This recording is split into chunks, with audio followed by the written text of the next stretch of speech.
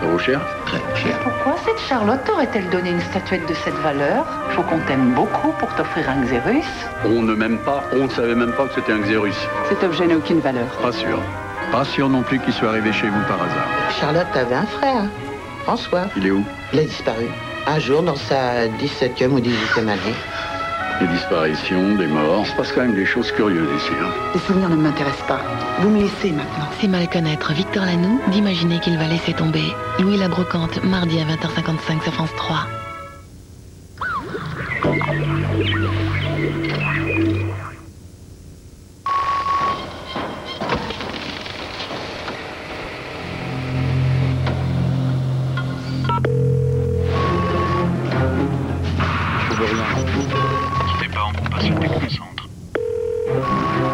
Seul Renault peut mobiliser toute l'expertise de ceux qui ont créé votre voiture. Qui mieux que Renault peut entretenir votre Renault? Jusqu'au 14 mai, Renault vous offre le bilan climatisation de votre voiture. Tant qu'elle n'a pas bu son café, ma fille est dans le brouillard.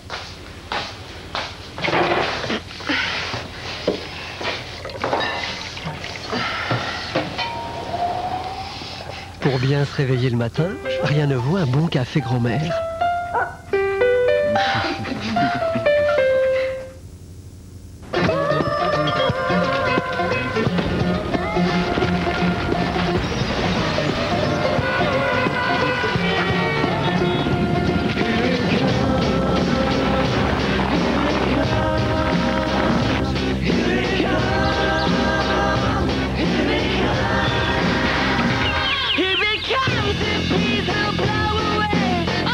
Nouvelle Peugeot 1007, trop facile.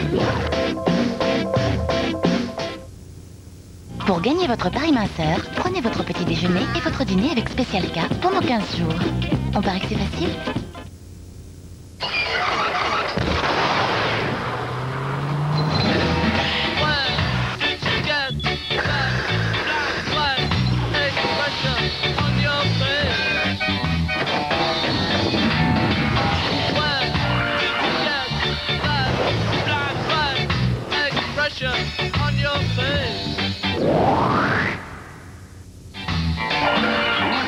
La Fiesta Femme est au prix exceptionnel de 8 990 €.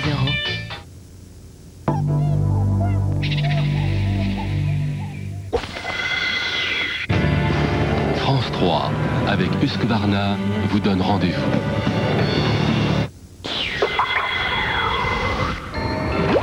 Ça ne s'est pas déroulé comme vous l'avez raconté. Laure Martignac possédait 1000 raisons de tuer Nathalie. Laure a-t-elle voulu se débarrasser de sa rivale? Vous ne l'avez pas tué, mais vous avez vu quelque chose cette nuit-là. Vous avez vu quelque chose que vous ne voulez pas m'avouer. Coupable, complice ou témoin terrorisé? J'ai tout vu, comme il y a 25 ans. Mais qu'est-ce que t'as vu? Qui cherchez-vous à protéger, mademoiselle Martignac? Réponds-moi, putain, je cherche à comprendre. Si les morts se mettaient à écrire, Les vivants ont du souci à se faire. Des parents qui se détestent, un frère jaloux et un fiancé infidèle. Nathalie était au centre d'un secret qui l'a perdu, mais quel est-il? La nuit du meurtre, ce soir à 20h55 sur France 3.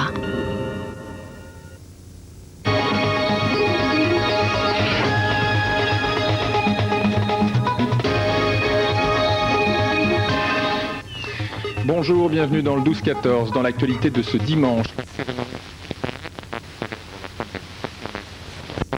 À l'acte de capitulation de Berlin, à Paris, Jacques Chirac a déposé une gerbe ce matin sur la tombe du soldat inconnu. À Berlin, des dizaines de milliers d'Allemands ont participé hier à une extraordinaire veillée. C'est une première. Une chaîne humaine de 33 km a traversé la ville d'est en ouest pour dénoncer les horreurs du nazisme. Puis au sommaire de la page des sports aujourd'hui, Rémi, de l'équitation et du football. Et il faudra donc attendre ce soir avec la rencontre Lyon-Ajaccio pour savoir si l'Olympique lyonnais conquiert un 4e titre de champion de France consécutif. Hier soir, Lille, en battant le PSG, a simplement prolongé le suspense. C'est le plus beau concours d'équitation en France. Lavaux accueille en ce moment les meilleurs cavaliers du monde. L'occasion de faire le point sur l'équipe de France, dont la plupart des chevaux titulaires sont aujourd'hui blessés ou hors de forme. Les cérémonies du 8 mai, on célèbre cette année le 60e anniversaire de la victoire sur le nazisme. En France, comme le veut la tradition, Jacques Chirac a passé en revue les troupes autour de la place de l'Étoile à Paris avant de déposer une gerbe sur la tombe du soldat inconnu sous l'Arc de Triomphe. Luc Laguin-Boucher.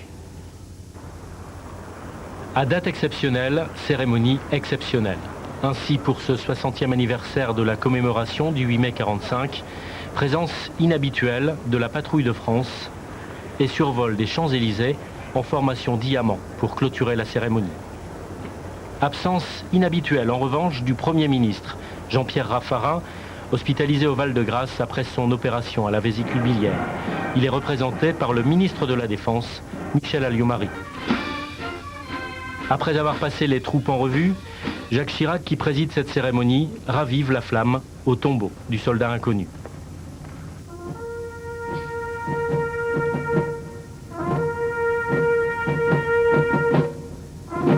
Pour ce 60e anniversaire de la victoire sur le nazisme, les troupes des armées alliées sont représentées, notamment celles des États-Unis, de la Russie et de la Grande-Bretagne. 400 jeunes ont également fait le déplacement, dont 200 étrangers venus des pays alliés, mais aussi d'Allemagne et d'Italie. Tous entonnent l'hymne à la joie, tout un symbole pour une Europe en paix.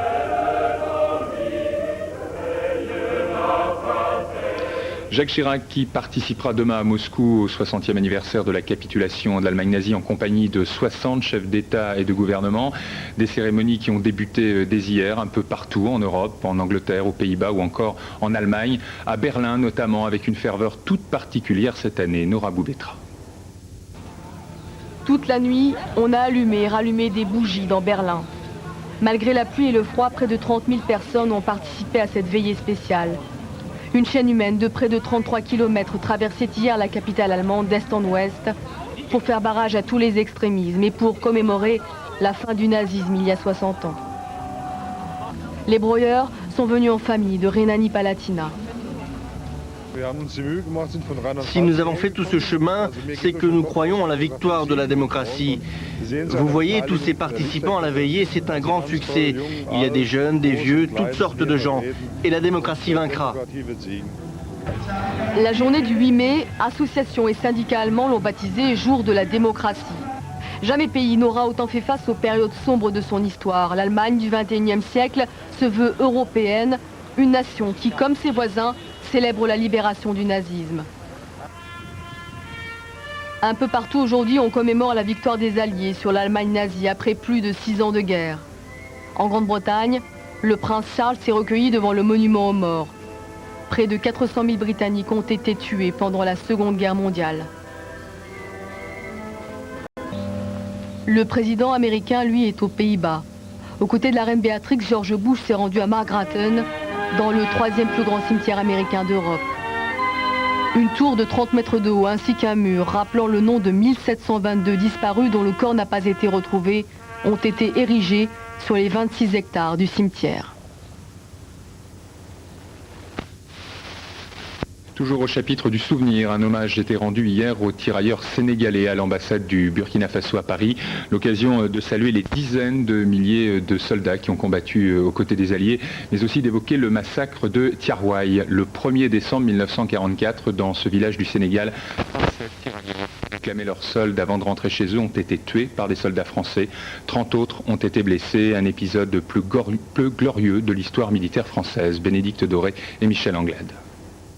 Le général de Gaulle vient d'aller rendre visite, quelque part en Afrique du Nord, aux troupes commandées par le général Delattre de Tassigny. Parmi ces troupes se mêlent soldats de la métropole et soldats de l'Empire.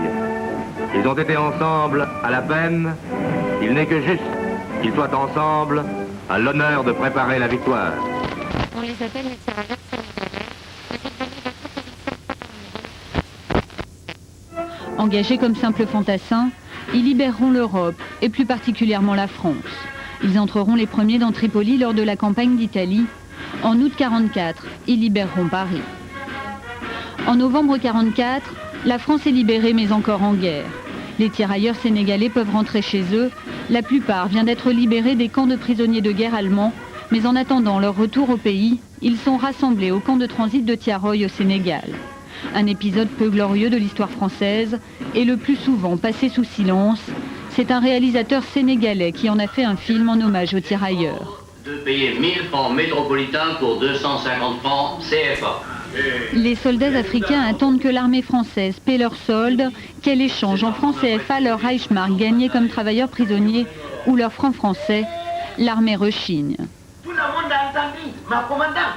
La France est toujours en guerre à cette date-là, ce qui signifie que l'argent en question, c'est celui de la puissance ennemie. Et par là même, dans l'esprit de l'administration militaire locale, se fait une sorte d'amalgame, de raccourci, de bêtises, il faut bien le dire, consistant à dire, ils ont l'argent du Boche, donc ce sont des Boches, donc ils sont coupables. Les tirailleurs séquestrent alors un général quelques heures, avant d'obtenir la promesse qu'ils seront payés.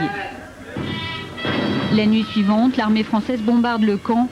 Il y aura 37 morts, 30 blessés. 60 ans plus tard, l'épisode est toujours tabou.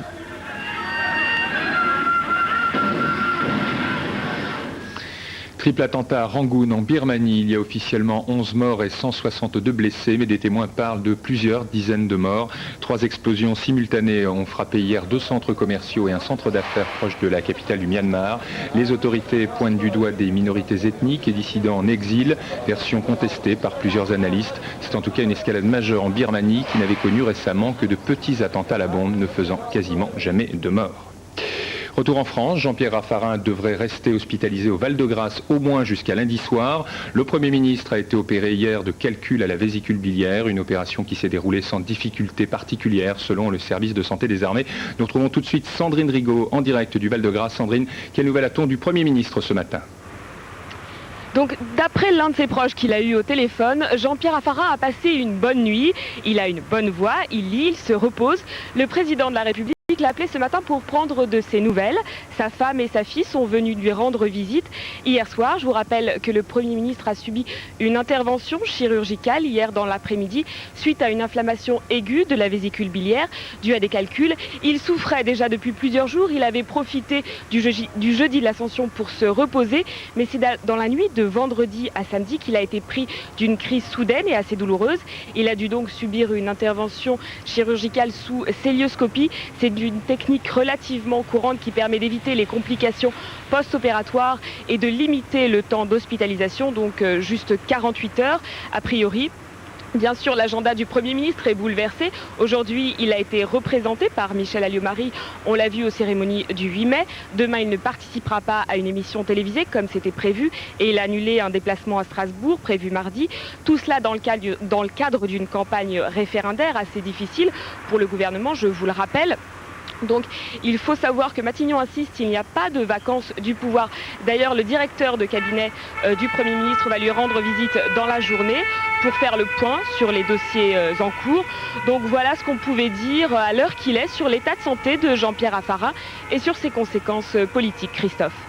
Merci Sandrine. On ouvre la page des sports avec du football à présent. Rémi, la 35e journée se résume en 2 mots. Ça va mal pour Marseille et Lyon devra patienter encore un peu pour le titre. Effectivement, on voit mal comment l'OM pourrait éviter une nouvelle crise après la défaite hier soir au stade Vélodrome contre Caen. Les Marseillais voient les places européennes s'éloigner et l'entraîneur Philippe Troussier compte peut-être ses dernières heures dans le club phocéen. Pour le titre, Lyon a les cartes en main. Une victoire ce soir face à Ajaccio et l'OL sera champion pour la 4e saison consécutive. Serge Tchian. Kevin Miralas, jeune joueur de Lille, est l'homme de la soirée. À 17 ans, l'attaquant belge dispute son premier match en Ligue 1. Il entre à la 82e minute. 3 minutes plus tard, Miralas marque le but de la victoire contre le Paris Saint-Germain. Un peu stressé puisque c'était la première fois pour moi, mais je me suis dit je vais tout donner et puis avec un peu de chance j'ai marqué. Donc c'est tout. Un but capital pour les nordistes. Avec ce succès 1-0, Lille conforte sa 2e place au classement. Le LOSC fait un grand pas vers une qualification pour la Ligue des Champions à 3 matchs de la fin du championnat. Ça peut aller très vite. Mais on peut pas se permettre de relâcher la pression et on va à Nantes bien sûr pour gagner. Lille compte désormais 3 points d'avance sur Monaco, tenu en échec à Rennes. Marseille, battu à domicile par Caen, continue de chuter, toujours 4e du classement, mais avec 8 points de retard sur Lille. Il reste 3 matchs, il y a encore de l'espoir, donc il faut y croire et puis continuer, pas baisser la tête. Cette défaite 3-2 contre Caen hier après-midi devrait écarter l'entraîneur Philippe Troussier.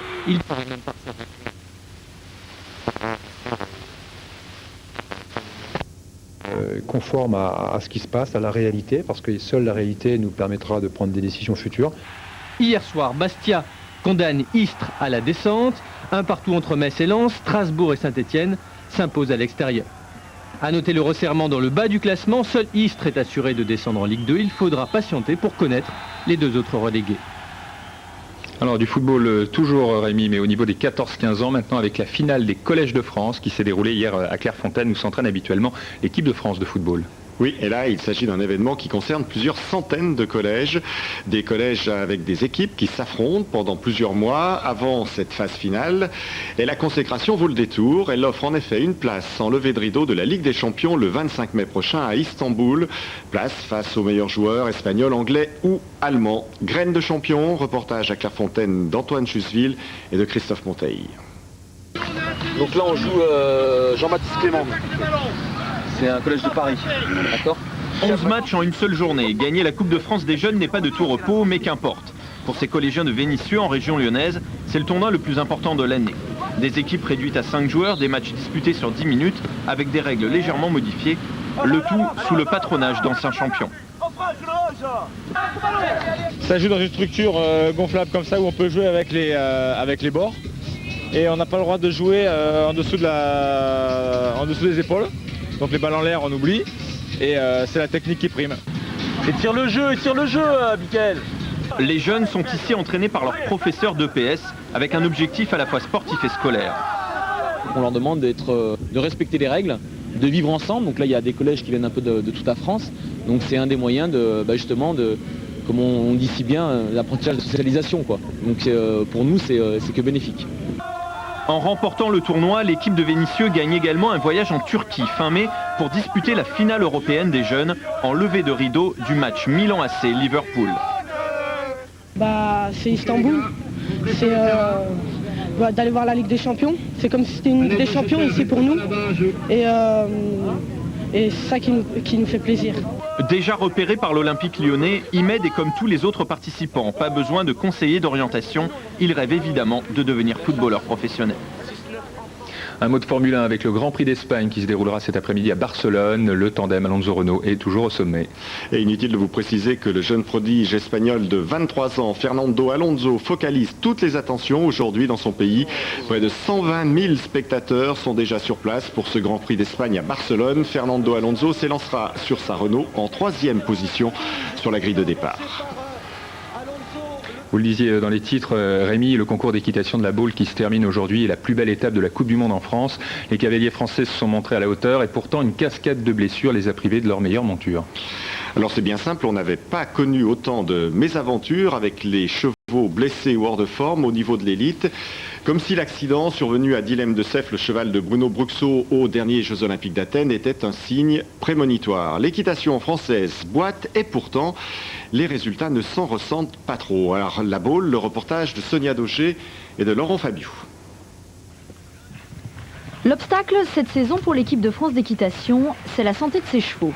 Les leaders sont blessés, en convalescence, en période de saillie ou en forme insuffisante. À ce niveau de la compétition, alors que la saison d'été débute et que les grands concours internationaux s'enchaînent, on cherche forcément des explications. Les cavaliers sont très professionnels, ils font très attention à leurs chevaux. Aujourd'hui, c'est tellement difficile d'avoir des chevaux pour courir les grosses épreuves, c'est introuvable. Donc quand on a un très bon cheval, on y fait extrêmement attention. Les vétérinaires sont là pour suivre tout ça, les ostéopathes, toute une équipe autour des chevaux. Donc non, on fait très attention. Mais un cheval, c'est fragile et je crois qu'on peut rien y faire. Pas de négligence donc, plutôt un malheureux concours de circonstances, au premier rang desquels un calendrier chargé. Aujourd'hui, les chevaux concourent aussi l'hiver en indoor et attaquent ensuite directement la saison d'été en grignotant sur les périodes de repos.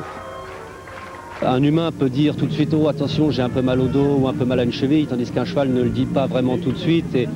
Et comme ce sont des chevaux qui sont un petit peu surentraînés, ils arrivent de temps en temps à passer au-dessus de ces douleurs. Malheureusement, un jour ou l'autre, si on ne s'en aperçoit pas assez tôt, ça casse. Et quand ça casse, on bricole. Après la déception des Jeux d'Athènes et en vue des championnats du monde de 2006, la défection des piliers français permet de lancer de nouveaux couples dans l'arène. Maintenant, on va continuer aussi sur ce qu'on a vu hier, c'est-à-dire réintégrer peut-être de nouveaux couples, des jeunes chevaux. On a cette année un championnat d'Europe, mais on a surtout un championnat du monde où on doit remettre notre titre en jeu l'année prochaine. Donc il faut savoir s'adapter aussi.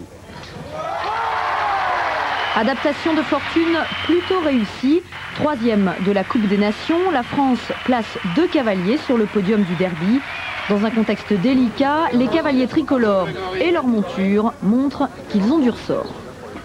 Voilà pour le sport. Merci Rémi. De l'artisanat d'art à présent avec un gros plan sur les peintres verriers d'art. Nous nous sommes rendus dans un atelier situé près de Chartres.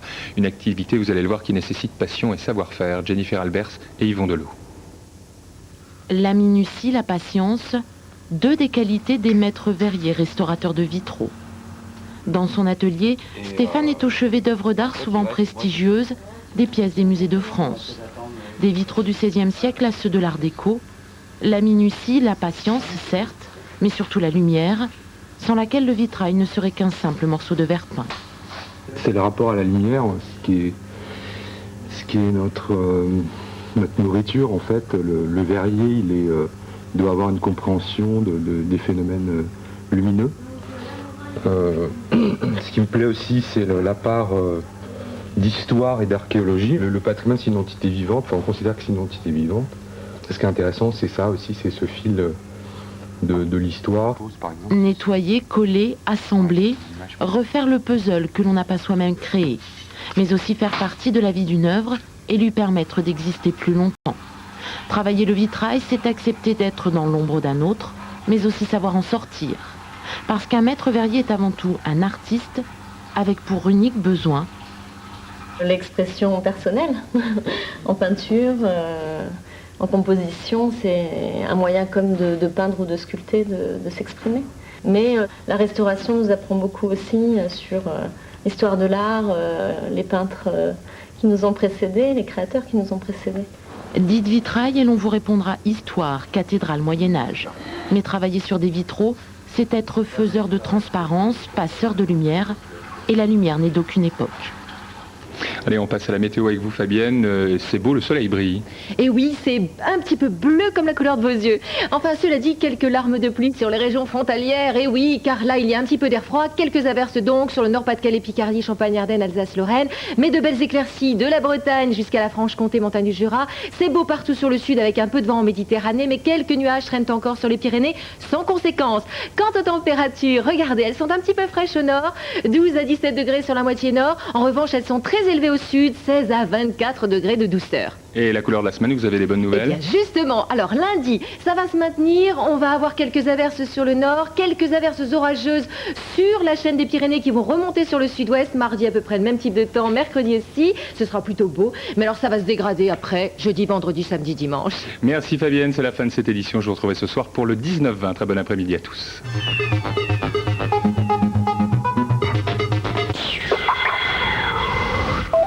Tribunal de Castres, bonjour. À Castres, le procureur de la République est une femme. Au nom de la société, Daniel Drouilleral requiert l'application de la loi.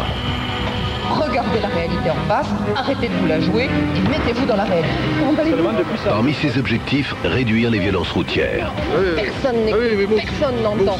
À Marseille, 32 magistrats travaillent sous l'autorité du procureur de la République, Jacques Beaume. Oui, Je suis le représentant de la loi. Allô? Oui. Des hommes et des femmes qui interviennent 24 heures sur 24 en cas d'accidents, de crimes et de délits. Votre avenir, il faut savoir si vous voulez passer derrière les barreaux ou pas. Au nom de la loi, une vie de procureur, c'est demain à 20h55 sur France 3.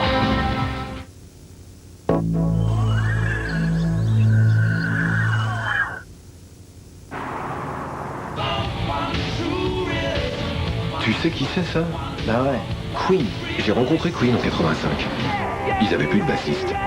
J'ai passé une audition et Freddy voulait que je joue avec eux le samedi suivant. T'as joué avec Queen? Bah, j'ai eu un empêchement. Renaud Mégane, il n'est jamais trop tard pour faire le bon choix. Sous le soleil d'Hollywood, la couleur, comme la célébrité, ça peut vite passer. Pour ma couleur, j'ai un soin unique. Nouveau soin LCF Color Vive de L'Oréal Paris. Association d'agents nutritifs et d'un filtre UV, Color Vive nourrit et protège le cheveu en profondeur. Une couleur 70% plus éclatante. Plus brillante, ma couleur revit. Pour moi, le meilleur soin pour cheveux colorés. Nouveau LCF Color Vive de L'Oréal Paris. Exigez le meilleur. Et nouveau sérum SOS Repair. Reconstitue la force vitale de vos cheveux colorés. Avec votre fille à peine embarquée pour la croisière Costa, le choc. Des escaliers en verre de 30 mètres de haut. Un soir, on a même dîné à 50 mètres au-dessus de la mer. Et les escales magnifiques, tous les jours différentes. Et vous croiriez quelqu'un qui vous raconte tout ça? En tout cas, je lui laisserai sa chance. Une croisière Costa cet été, en Méditerranée ou en Europe du Nord. Il faut la vivre pour le croire. Tiens, c'est le moment de faire un vœu. Vendredi 13 mai, super loto de 15 millions d'euros. Loto, à quel tour?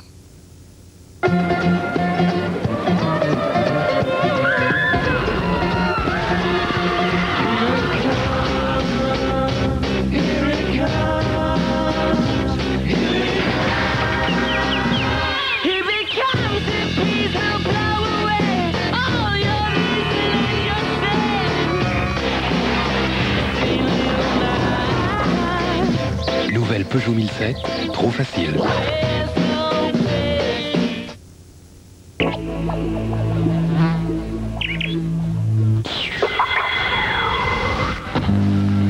Je peux savoir ce que vous faites? Le printemps inspire les poètes.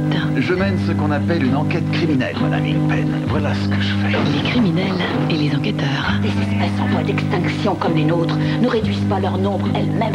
C'est votre jardin. Malheureusement. Mon jardin, mère.